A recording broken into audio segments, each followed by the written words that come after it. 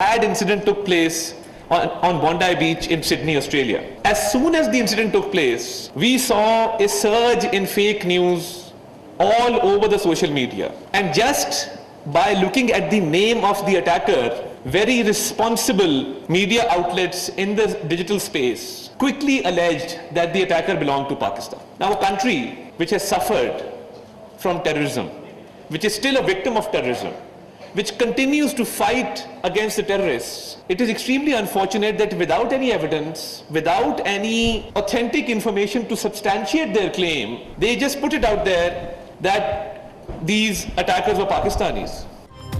CD वाक़े के बाद फेक न्यूज़ फैलाई गई, बगैर सबूत दहशत गर्दी के वाक़े को पाकिस्तान से जोड़ने की कोशिशें की गई, पाकिस्तान मुखालिफ प्रोपगंडा किया गया। पाकिस्तान दहशत गर्दी से मुतासरा मुल्क दहशत गर्दी के खिलाफ जंग में बेपनाह कुर्बानियां दे चुका है।